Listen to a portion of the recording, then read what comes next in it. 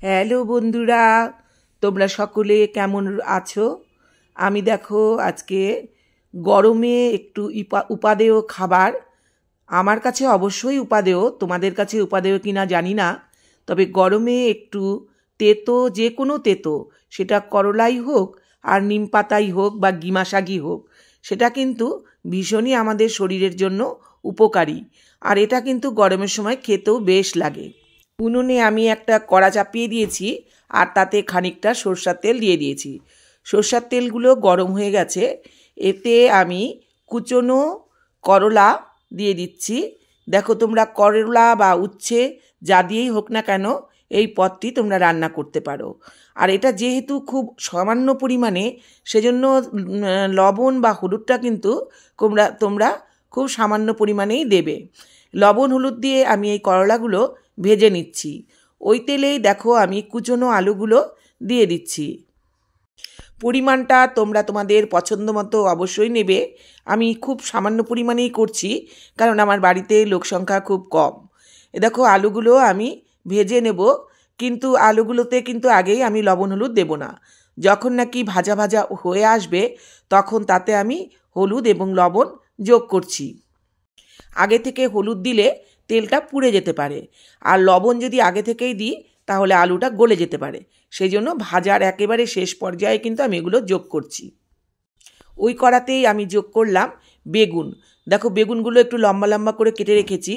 আর আগেই কিন্তু এতে লবণ বা হলুদ তোমরা যোগ করবে না। আমি শেষে গিয়ে এতে হলুদ এবং সামান্য পরিমাণ লবণ যোগ করেছি। এগুলো কিন্তু আমার ভাজা হয়ে গেছে। এগুলো আমি একটা প্লেটে তুলে নিলাম। সেই কড়াতেই আরেকটু তেল দিয়ে দিচ্ছি এবং এখানে আমি খুব কচি সজনে ডাঁটা নিয়েছি।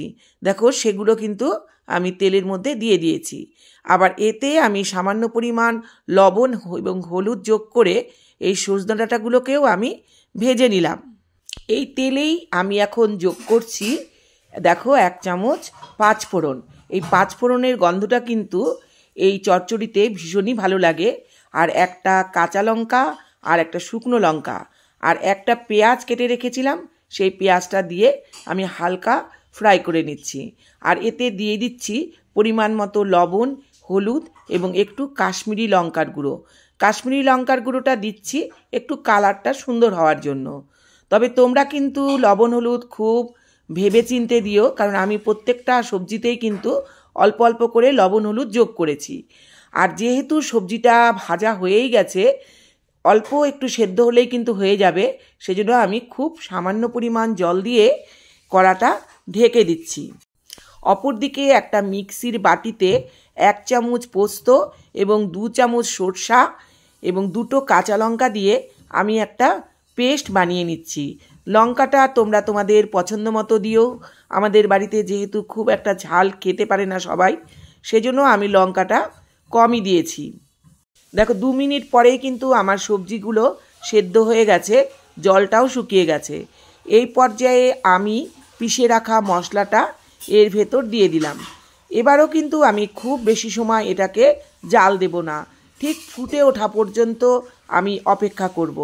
দেখো, আমার কিন্তু মোটামুটি এই তরকারিটা হয়েই গেছে। আর 2 মিনিট এটাকে ঢাকা দিয়ে রেখে আমি এটা একটা পাত্রে ঢেলে নিয়ে তোমাদের দেখাচ্ছি। আর এটাকে ঢালার আগে অবশ্যই তোমরা 1টা বা 2টো কাঁচা লঙ্কা চিড়ে এর ভেতর দিয়ে দেবে, তাহলে কিন্তু এর গন্ধটা আরও সুন্দর হবে। আমার রান্না যদি তোমাদের ভালো লাগে তাহলে অবশ্যই আমার চ্যানেলটিকে তোমরা সাবস্ক্রাইব করে দিও বা ফলো করে দিও। তোমরা কে কোথা থেকে দেখছো অবশ্যই আমাকে জানিও। আমার রান্না যদি তোমাদের ভালো লাগে অবশ্যই তোমরা আমার পাশে থেকো, তাহলে আরও নতুন নতুন রান্না তোমাদের জন্য নিয়ে আসতে পারবো। টাটা, তোমরা সকলে ভালো থেকো, সুস্থ থেকো। আবার কোনো নতুন ভিডিও নিয়ে আসবো তোমাদের কাছে। টাটা।